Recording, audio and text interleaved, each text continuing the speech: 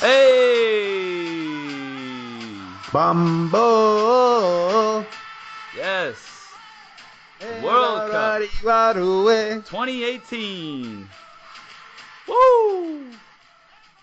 It's here, brother. It's here. 2 days in. How do you feel? World Cup fever, baby. It's taken over. Sweeping the world.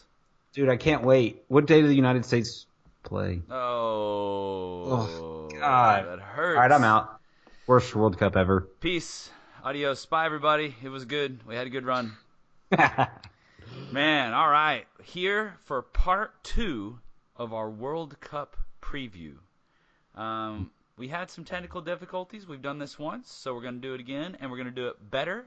It's going to be a little tighter, a little less rambling on my part. So that's the goal for this one. Less rambling. All right, Mike? Let's think about the first one. You couldn't even hear Caleb. Yeah. It was. We probably should have just left that one up there. People would have loved it. It was literally just you talking the entire time. And then some, very comfortable silence, and then more talking. I love that you feel like the silences were comfortable. That makes me feel good. I don't know why. It has nothing to do with me. Does it feel comforting? It's comforting that it was comfortable. All right, here we go. Group E. So we've already been through groups A through D. If you're listening to this and you're going, why are they talking about Group E? It's because we already did the beginning on the earlier podcast. So you should go check that out. Download one. It was early. We were sleepy. Mike especially was sleepy. But he warms up as he gets through there. So just hang with us. I just need a little love and a little coaxing. That's it. Group E. Starting off, you got Brazil, Switzerland, Costa Rica, and Serbia. Mike, tell me about this group. What you got? What you think's going to happen? So, yeah, I think aside from Brazil, I think they'll finish this group on 7 points, and they'll be pretty comfortable winning it. I think this group will be very interesting and kind of up for grabs. We do like this Switzerland team, but this Serbian team has a very strong midfield. And this Costa Rica team has showed us, especially with this savvy goalkeeper they have, that they can get in there and fight. Very excited about this Brazilian team most. Secret, you and I think they're going to win the World Cup. I think they have a super balanced squad. They had an interesting qualifying campaign. You and I were talking about it the other day. They had reappointed Dunga. Starting out, they weren't playing well, and they fired Dunga early on in the campaign. There was even some concern to make the World Cup. So they brought in Chiche. That's it, Chiche. They brought in Chiche, and after that, I think they had 8 wins, 2 draws, no losses, and won their South American group quite comfortably, which is, difficult. Yeah, and then 0 goals conceded. I just wanted to add that. 0 goals conceded throughout all of their friendlies. Yeah, so this team, what do you say? You have the most sought after goalkeeper in the world, Alisson. You've got a back four. You've got Marcelo, Thiago Silva. I think we'll see Marquinhos get back in there. I'm not actually sure who they'll start, but I really like Marquinhos. Then you've got this midfield just full of destroyers and a little bit of creative force too. And I would think Casemiro, Fernandinho, and Coutinho, right, starting in that midfield. Yeah, that's probably who it'll be. Actually, Paulinho might start over Casemiro. It's going to be kind of dependent on the day. That's interesting. Yeah.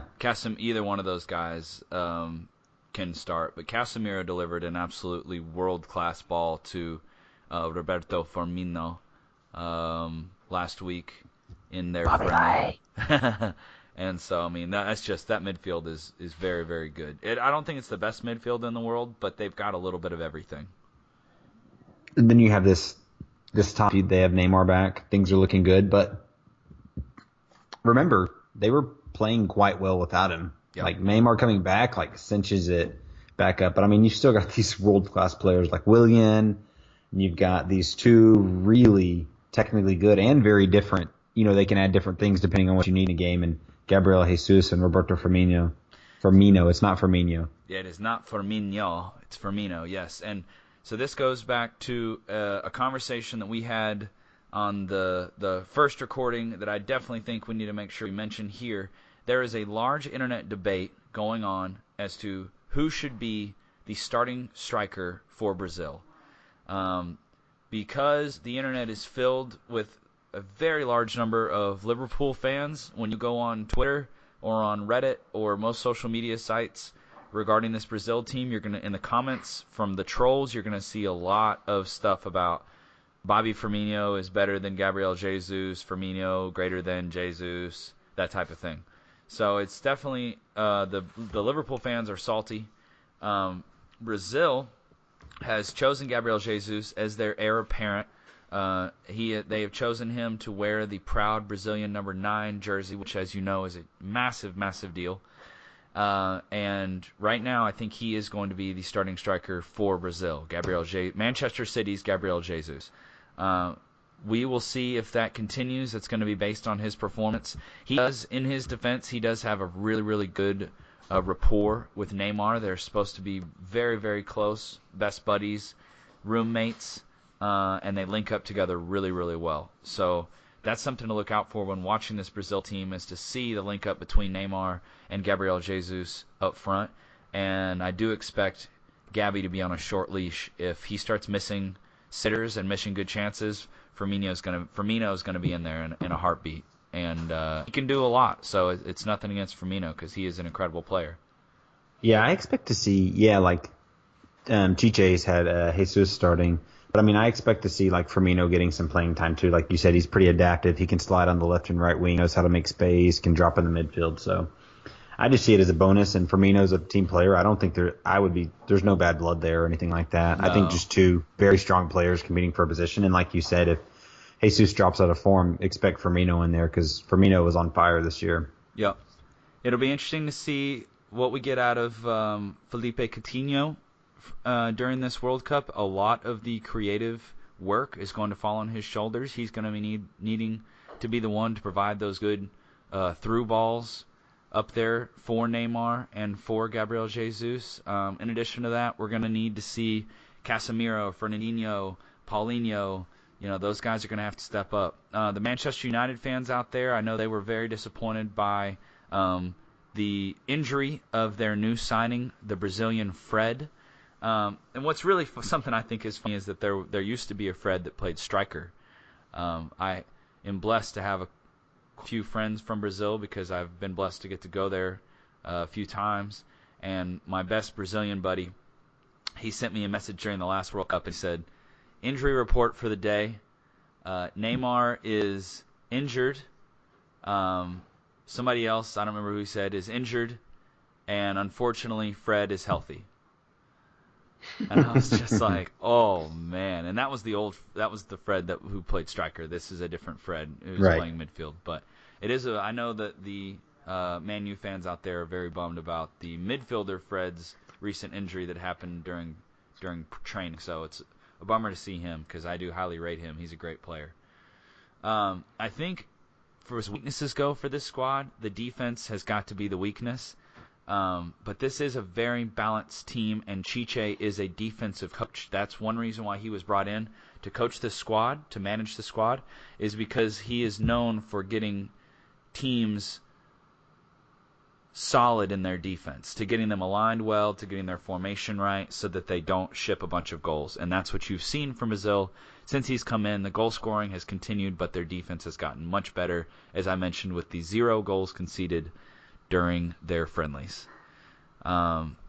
This team, front, bottom to top, I think is possibly the most balanced squad in the world, and they're my pick to win it all, and that's who I'm rooting for. I've actually got my Brazil jersey on, one of my Brazil jerseys on right now, so very excited for this. And they play on Sunday. And that is going to be a game to watch. In one of their more recent friendlies, they played Croatia at Anfield. In that first half, Croatia was playing like quite a bit of a high press, and it seemed to give Brazil a lot of trouble. I think Switzerland has the players to do that, so that, for me, that's the biggest game of the first round to watch. So was until Spain-Portugal. But we'll talk about that in a minute. Let's move on. Switzerland. What do you expect to see from them, and why do you think they're a squad that could give Brazil trouble? I think they've got a lot of they've got a mix of like some young and older experienced players. You've obviously got Shaqiri, very pacey, very destructive in there. They're well coached. They're kind of silently like in that contender, like you talk about Switzerland. I mean, rank 6 in the world. Not that FIFA rankings always meaning everything. I just think they have the technical players. You have a player like Granit Xhaka. You've got Xherdan Shaqiri up top. I expect them to finish second in this group, but I still think it could be up for grabs depending on how these other matchups go. Absolutely. So that'll be one to keep an eye on. I think, have we called a dark horse yet? We might have on the last pod, but this might be a dark horse contender right here. This Swiss team, because I think they're going to sneak up on some people.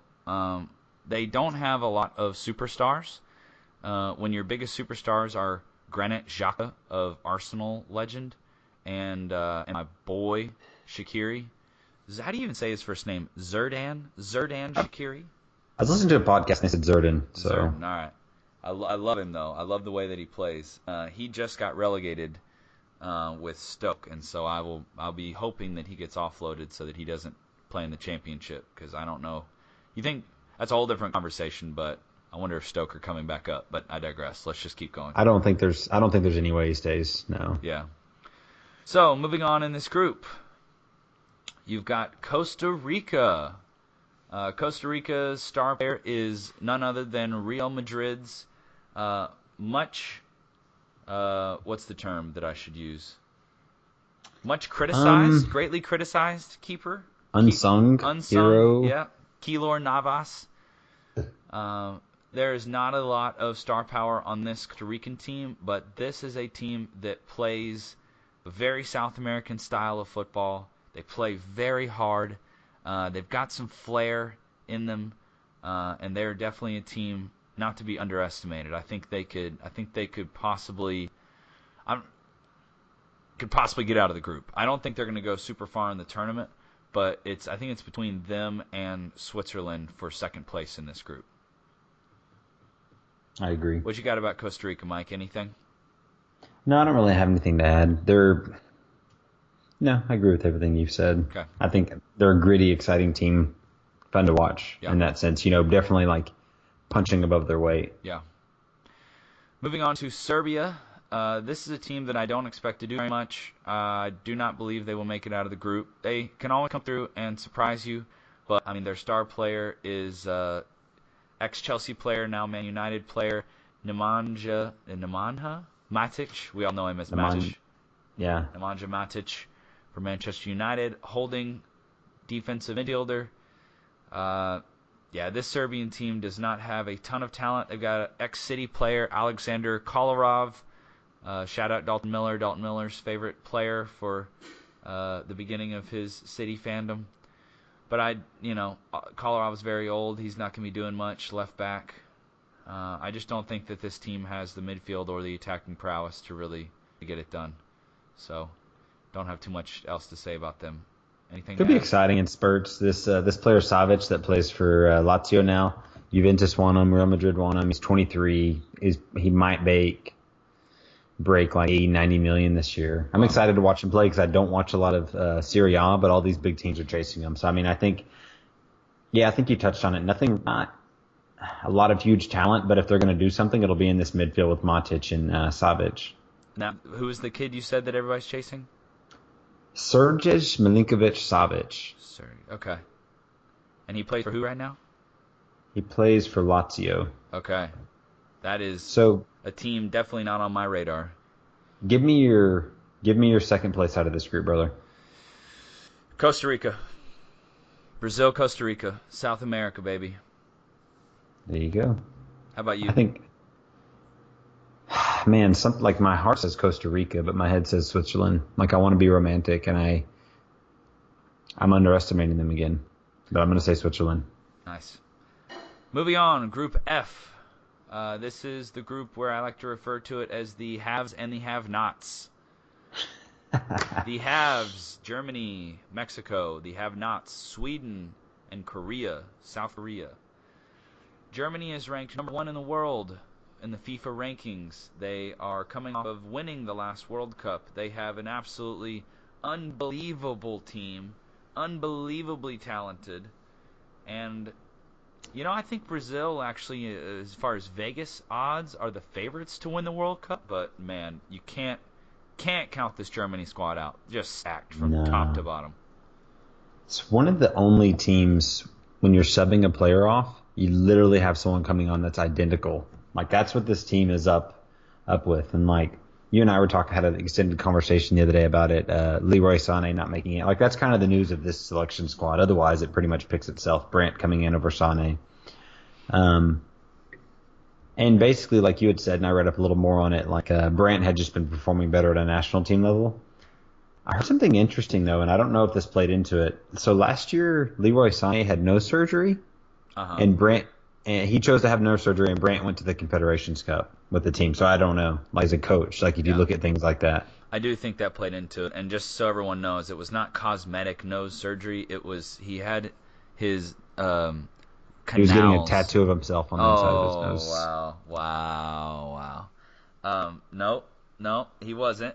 He had a deviated septum, and so he had nasal surgery to get his septum corrected so he could breathe through his nose, because he was talking about he was having a lot of problems breathing through his nose.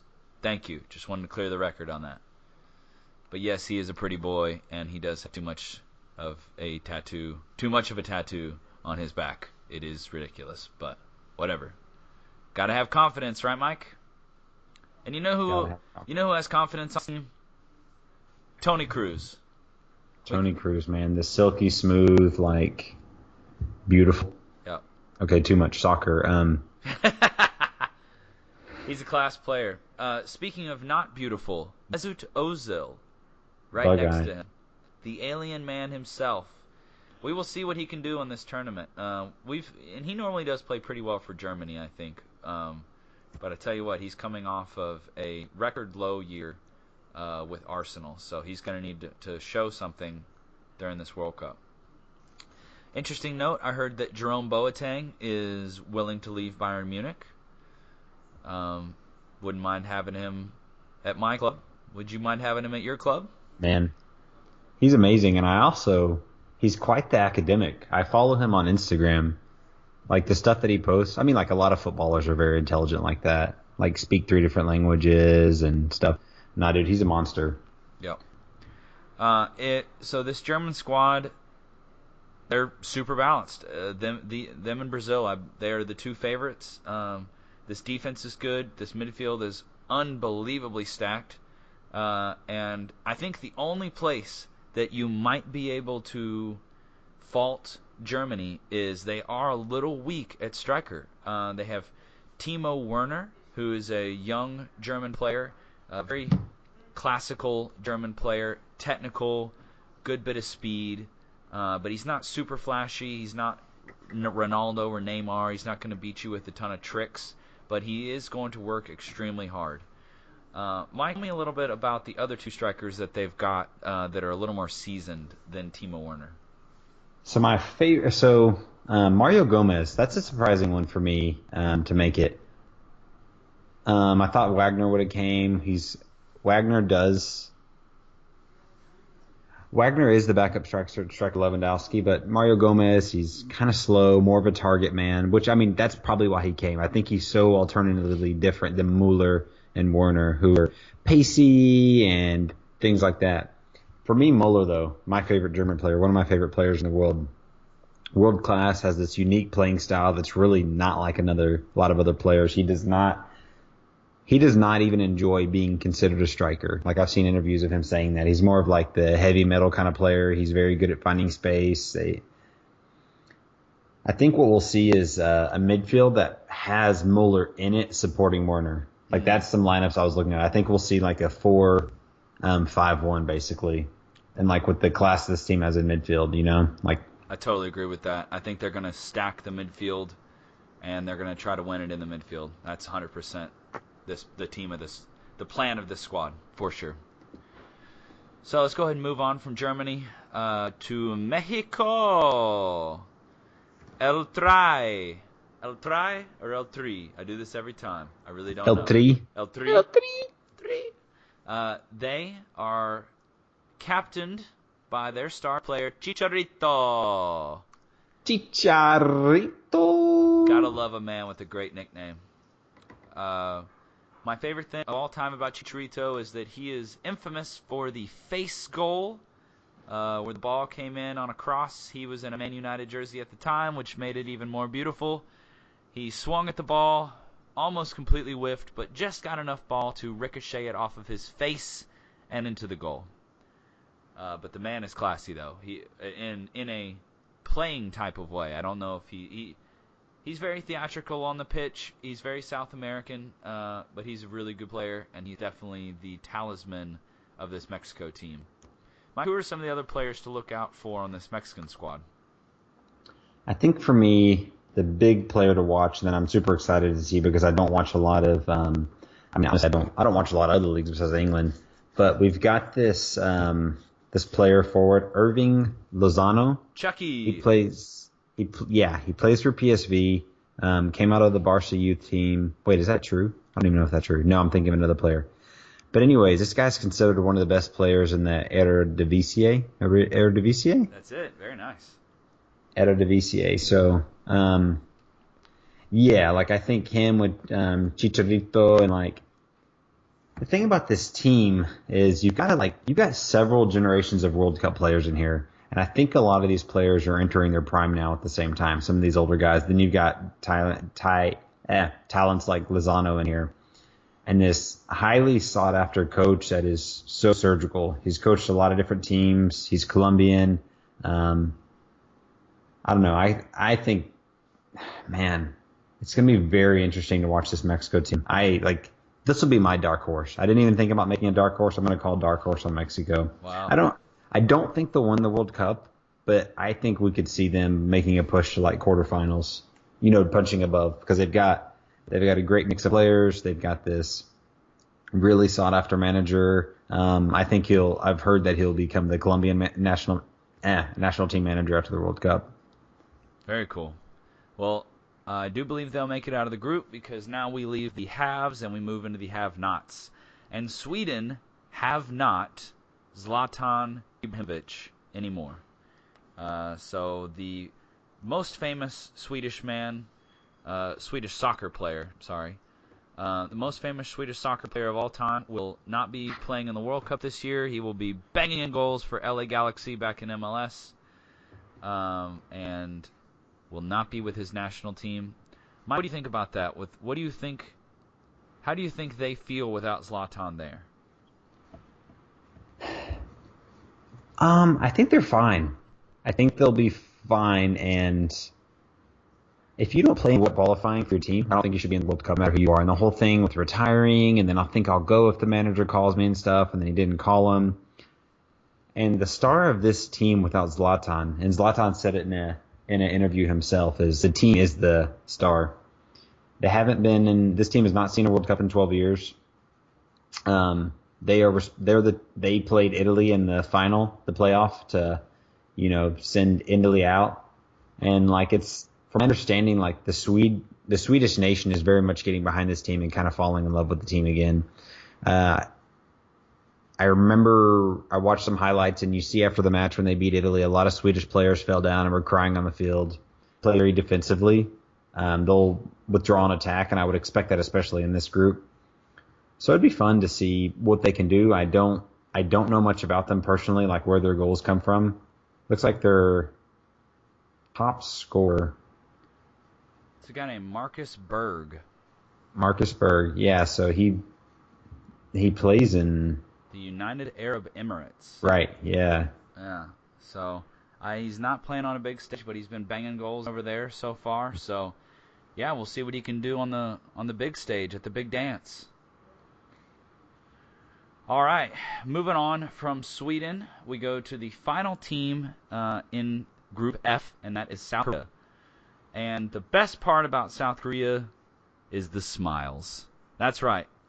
South Korean national team My God, are going to provide more smiles on the pitch than any other team in the World Cup. I'm calling it now. Set the record for the most smiles.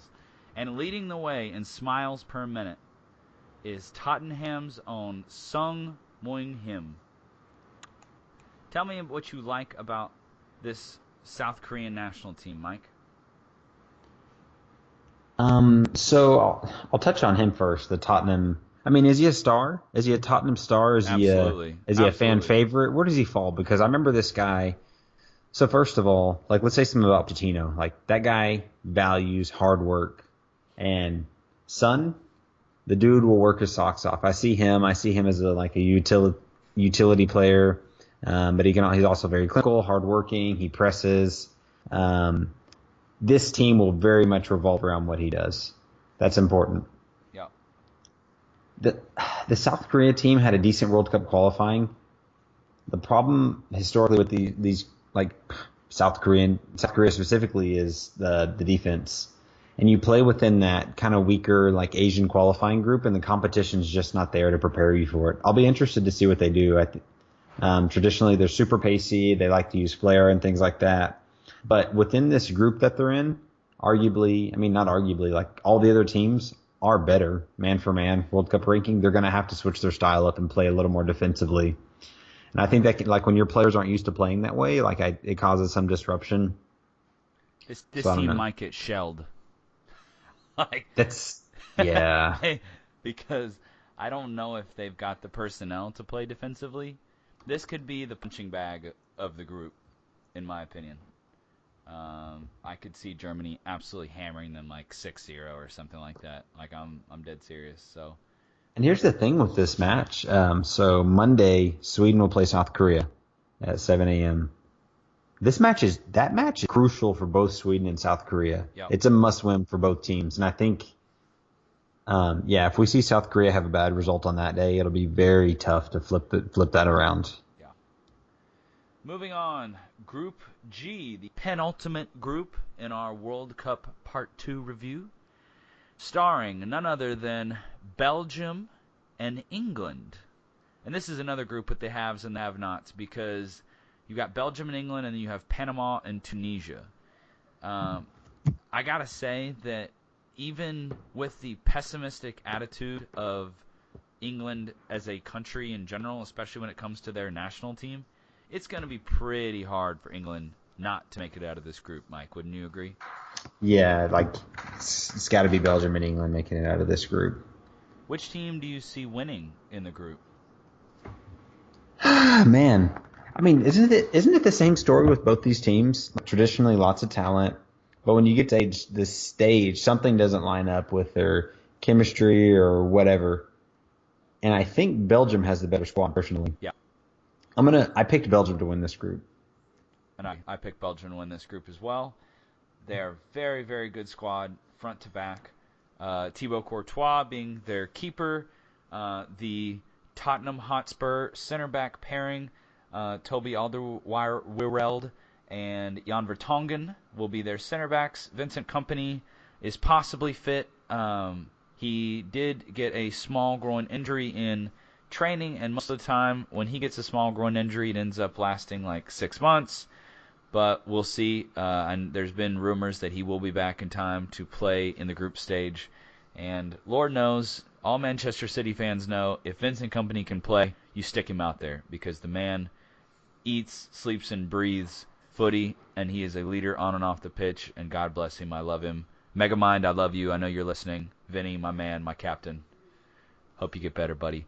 Midfielders. Do they have the best midfield in the world? Almost. They're But up there. they left out the best top 3 holding midfielders in the world in this tournament because of some personal grudge. Oh, Nainggolan is not in this team, and it's mind-numbing that he did not make it. And it's something with Roberto Martinez. And I think that's what will hold this team back. But anyways, midfield, I mean, how can you bring Fellaini to the World Cup of Nainggolan? it's idiotic. It's absolutely idiotic, honestly. But I tell you what, if you're trying to set the records for most elbows thrown, you're doing it the right way. Or Nicer Chadley, he played for a relegated team this year. Yeah. Okay, all right, I'll back easy. No, I mean, it is what it is, yeah. Roberto Martinez, what can we say? There's been a lot of question marks surrounding his decision-making. Let's put it this way. If Belgium do not at least make it to the, what are we going to say, quarterfinals? If this team does not make it to the quarterfinals, he will be sacked. I don't. It's a failure. Full, Yeah, yeah, yeah. full cutting. When you've got Romelu Lukaku, Eden Hazard, Kevin De Bruyne, Courtois, the Tottenham center back pairing, I mean, that is an incredible all-star team right there that should be winning games. And to be fair, they have looked very good so far. Their friendlies, they look really, really good. They're just famous for underperforming, and they're famous for a lack of chemistry when it comes down to it, and they're famous for not performing on the big stage. Something you were talking about the other day, Mike, was what a problem our own U.S. men's national team gave them in the last World Cup. Like, we hung Yeah, with them, and we yeah. shouldn't be hanging with them. No. I saw a funny video, by the way. Adnan Januzaj, who used to be at Manchester United. I don't know what happened in training. I don't know. He must have said something about Kevin De Bruyne's wife or his kid, because I saw on Reddit today, Kevin took him out in training. Oh, The snap. tackle was very dirty, and Kevin put him on the ground and then walked away without even saying anything or helping him. So Dang. that's Kevin De Bruyne is not a dirty player. He's an extremely intense player. He's not afraid to go in for a hard challenge, but he does have a temper on him, and I would not. Something must have been said. So, I don't know. There's something going on there, because that was a very intense tackle. Those of you who haven't seen it, get on Reddit, type in Kevin De Bruyne tackle on Januzaj, and check that out. It was very intense. But anyway, how far do you have this Belgium squad going, Mike? Oh, I don't have my bracket up, but I think they'll make the round of 16 and lose. I Wow. Early Yeah, exit. yeah. I mean, I want to say different, but I just don't. Who do you have them losing to? I Well, don't believe it. in your bracket, did they run into like Brazil or Germany or somebody? Or Gosh, let me see. Let's see. So the other thing I'll talk about while I'm looking this up. This is a team, Go ahead. also a team that left out Benteke, and then you've got a striker that's coming in, Batuashi. Yeah. He's got a pretty cool story. Chelsea bought him and then didn't play him at all. Put him on loan to Dortmund, and the guy scored 7 out of 10 goals in the in his matches with Dortmund. So I'm excited to see him play. So that 7 goals in 10 matches, or yeah, 7 goals. I love Bats. They call him Bats. He's cool. I'm a fan of him for sure. And he scored a goal in the most recent friendly that Belgium played. Very good player. Fun to watch. Pacey. Can link up. Can do it all. So I'm a fan of his. so whoever this group will meet up with Group H. Okay. So the second place will usually have to play Colombia. Okay. And, that's just the assumption there. So you're saying that you think if Colombia and Belgium met up, that Yeah. Colombia would get Yeah. them? Yeah. Oh, yeah. Wow. That's a big call. Colombia over Belgium? Man, I don't, You might be right. I mean, based off of pedigree, that would make sense. But I mean, I, I really enjoy this Colombian team. And I have no belief. I don't have a lot of belief in this Belgium without Roberto Martinez. With Roberto Martinez, I think they'll have to, whatever they do, they'll have to do it in spite of him. yeah. Can we pretty much fly through Panama and Tunisia pretty quickly? Both we don't expect to do much. I don't know anything about Tunisia, but they're ranked 14th in the world. Like, I'm just being, like, total humility here. I have no idea. Yeah. I don't know anything about either of these squads, so I'm going to not sit here and waste anybody's time. I don't expect them to do much, and I hope, listeners, if Tunisia or Panama make it out of this group, please send me a message on Instagram and tell me that I don't have any idea what I'm talking about. Please. I want that. Make that deal for me.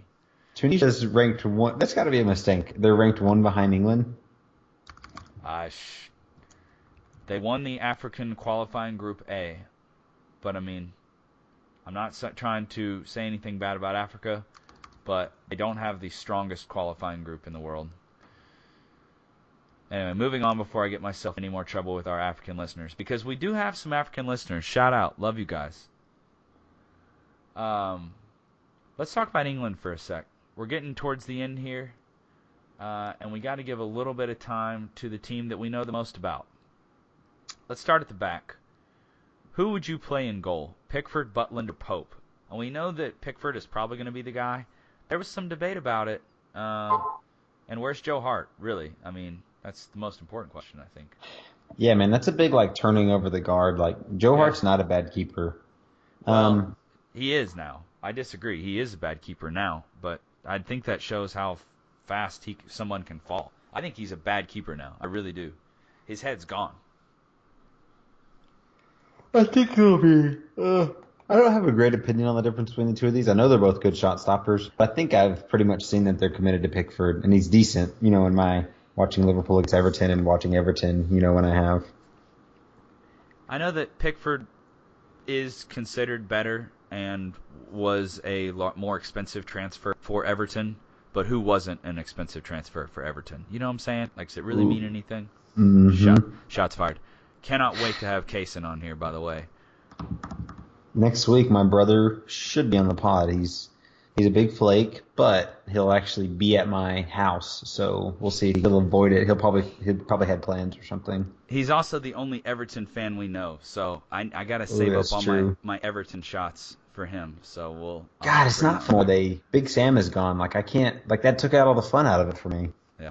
Let's keep moving. So on defense, interesting twist. So with this England team, Gareth Southgate, their coach, has been greatly criticized by the England media, by the fans, and I like him based on what he's done so far.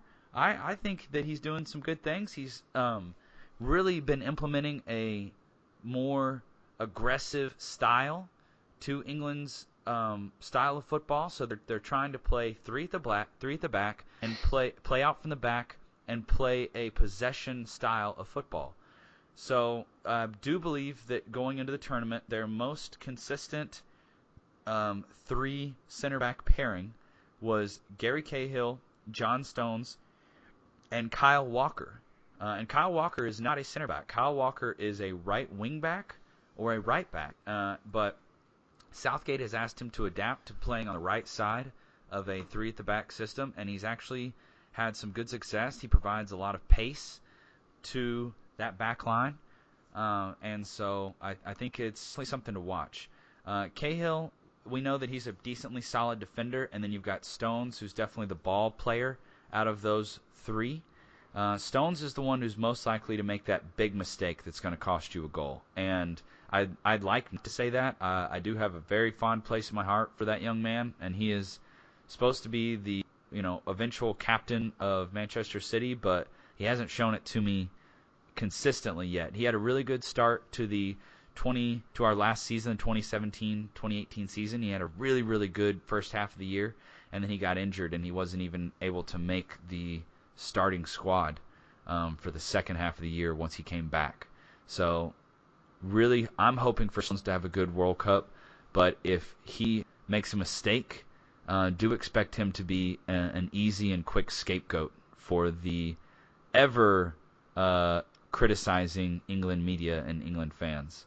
Mike, what do you think about this England team, and what are their strengths and their weaknesses? So, man, an English team that 2014 World Cup finished last in their group, only scored 2 goals, conceded 4, drew to Costa Rica, got beat by Uruguay, got beat by Italy. Yeah, it was awful. And Gareth Southgate is, Hodgson was out, Southgate caretaker, and then like you said, he's got them playing with a different style. He's got a different kind of mentality in there, and they look a much better team. And I think this team definitely has the talent to make a run, like a quarterfinal appearance, and that'll be much improved. The team is good enough for that. I think it's all going to depend. I mean, I really think it's going to depend on what Harry Kane does. He, in and out this season with a few injuries, still had a tremendous season, banging goals in. We've got a couple Spurs hookups in here. Walker will start. Danny Rose may start. Dele Alli may start. That link up is really important. You said Walker and Trippier? Kieran Trippier and Danny Rose, right? Yeah, you said Walker will start, and that was a Freudian slip on your part, since he previously played at Spurs and now he doesn't.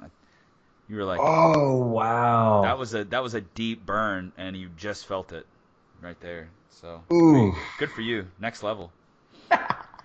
I didn't. So right wing back, you're gonna have Kieran Trippier, and then left wing back will probably be Phil Jones or Ashley Young. So, but yeah, keep going. You were on a roll, and I totally derailed you. I'm sorry. But there are a lot of Spurs players. Dele Alli on top of that. Yeah, so I think, and also Sterling. Sterling had an incredible year, probably the year of his career transformation under Pep. I think Southgate's been pretty smart about the way he's utilizing chemistry within these players and playing to strengths and kind of center. What I've seen is centering it around Raheem Sterling and Harry Kane. I'd like to see them do well. Surely they make it out of the group this time. Weakness. What's the biggest weakness of this team? I think mentality. I think England on a World Cup stage mentality is so weak. But I mean, there's no Lampard, there's no Steven Gerrard, all of these older players that aren't here. I think this, man, you're gonna hate me. I think they could have really used like I don't see like who's the experienced player in this team like to rally the troops. I don't see it. And It's got to be Henderson. That's about it, though. You're right. That's actually I didn't even notice that, but it's got to be Henderson. this squad really could have used James Milner. Um, Okay. Yeah, that's my personal thought. Like, why? I know James had retired, but like, give the dude a call. He had like an amazing year. he did I have an think amazing year. I'm not gonna argue against that. I think that's the weakness. I think heads can drop in this team, and that's purely based off prior experience. They won their qualifying group. They performed extremely well. They didn't lose a match. It was also a really weak group, but I mean, like, you can only play who you play. My biggest issue with this team is who is going to provide the assists. Who is going to get the ball from the midfield to the strikers? One thing that really was a big problem for England in the last World Cup was they were so isolated up top. Kane was totally isolated and wasn't getting the ball. So much so that they were trying to have Kane take the free kicks and literally just get him on the ball anytime they could. So he ended up dropping further and further back because he wasn't able to get the ball. And that's something that I think could be the problem again this year because you don't have when you look at the other teams, when you look at the top teams, Germany, Brazil, Spain especially, you've got a midfield that is got full of maestros, capable of keeping the ball, playing that final pass, getting the ball, in good positions for those strikers. And who's going to do that on this England team? Jesse Lingard, the cartoon boy?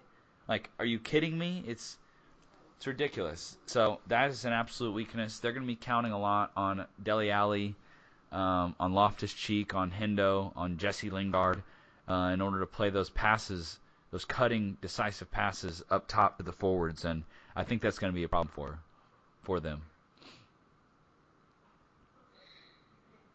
It'll be interesting, man. I'm excited. Like, this feels. I haven't really watched much qualifying. Like, I know this team, and it feels like a little bit of an unknown quantity to me. You know what I Yeah. mean? Yeah, So, like, I don't know how they're going to work together. That's the biggest question mark. We know every single person on that squad. We're familiar with what they can do, but yeah, how are they going to do it together is the question. Okay, moving on to our final group, Group H. In Group H, this is a group that's really up for grabs.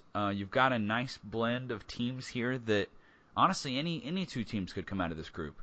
Poland, Senegal, Colombia, and Japan.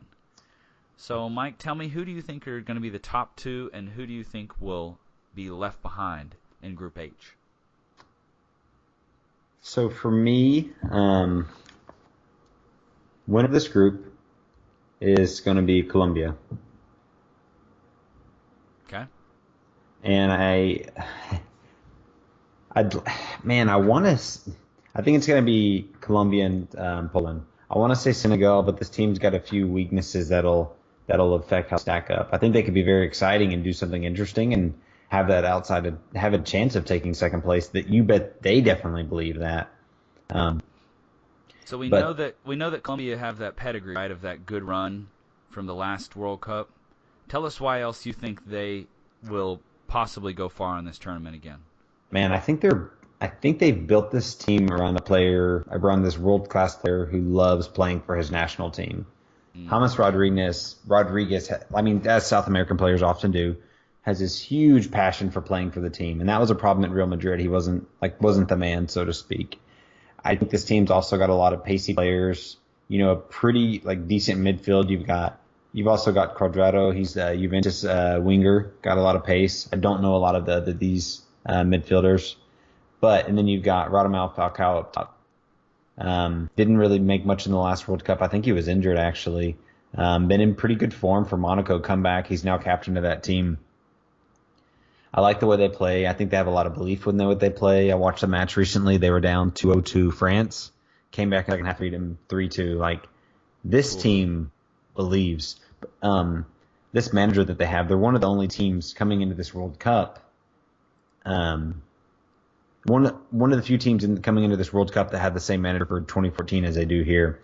And Peckerman, before the 2014 World Cup, he said this is the year that Colombia announces themselves on the world stage. And they did. They had a great run. They beat some strong teams. And, I don't think a quarterfinal run is out of the cards for them again. Maybe even a little bit further. They could be considered like a dark horse. Yeah, I think they could be considered a dark horse. I don't have anything else to add other than it was just amazing at the last World Cup to see how they went. The only thing against them is I do think that it will be tough to repeat that because it was so incredible. And I tell you, it was really cool to see the way that pushed James Rodriguez's career into the spotlight. He got that big money move to Real Madrid, and then moving from Madrid to Bayern Munich. I mean, talk about going from rags to riches. So we'll see what happens this year. They worship him in Munich. Oh yeah, I'd be surprised if they go. I mean, I like your call. I think it's a bold call, but I'll be surprised if that happens again, just because I think it's so tough to repeat, and I think teams kind of have the tape on them now. Kind of know what's coming a little bit more, but we'll see. There's definitely that shot. Tell me about this Poland squad and what you expect to see from them. I mean, so the real talk on this squad is Robert Lewandowski, right? I mean, the guy has been lighting it up at Bayern Munich. He scored the most goals in World Cup qualifying campaign. The dude's super clinical class striker. He's kind of known to want to be out of Bayern Munich, and every team in the world wants him. I don't know a lot else about the squad. They had a really good World Cup qualifying campaign. They're ranked in the top 10. They won 8 out of the qualifiers. From what I know about them, I think they're kind of more of an old school squad in the fact that I do believe they play decently defensively, and they try to it's kind of a get the ball up top to the big man and let him head it in type thing. I know that they're a team where kind of the collective is greater than the individuals. They do play together really, really well. But yeah, not a lot of star power on this team. So I expect them to make it out of the group, but I don't expect them to do much after that. I think they'll be one of the teams out of the knockouts. Yeah, so they'll come up against. Okay, who do you expect to win this group? I expect it to be Colombia and then Poland.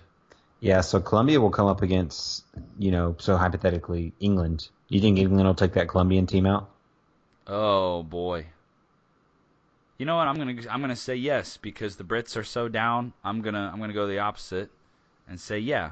I believe it. I think they can do it. So the Senegalese team, they've got a very nice front three attacking trio.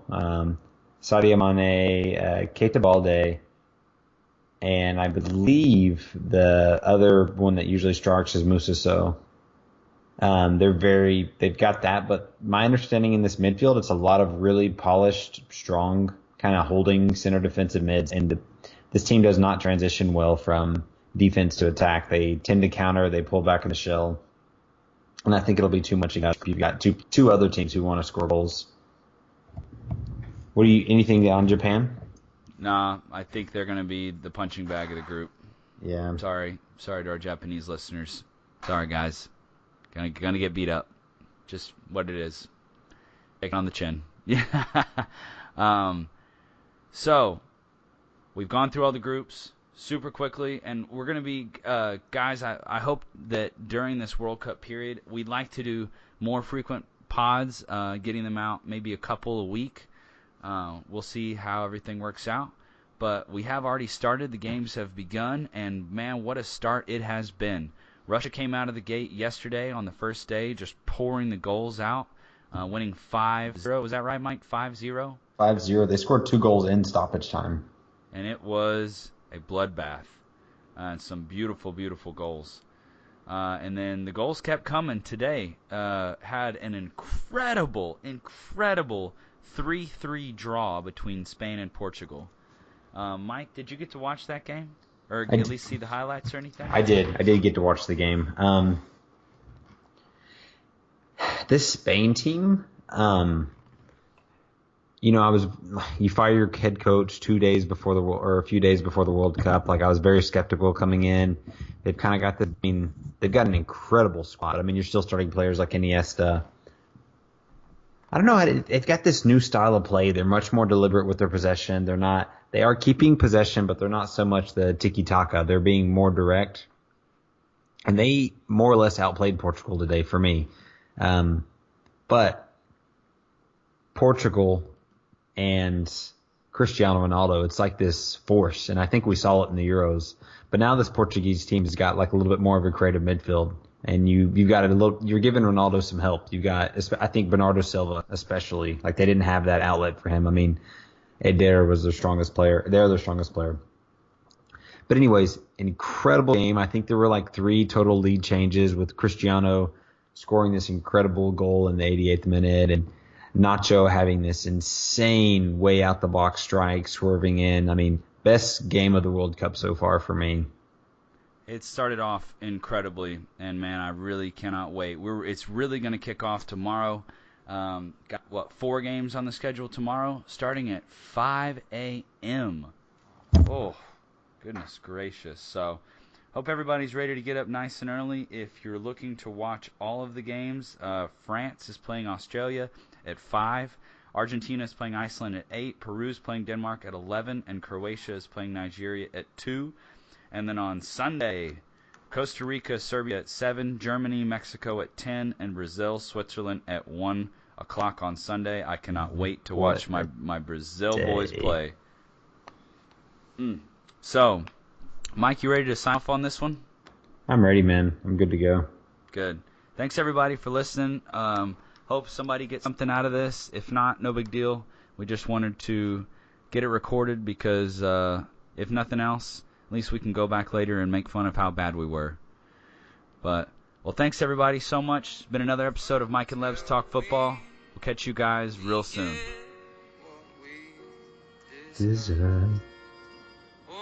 Way down.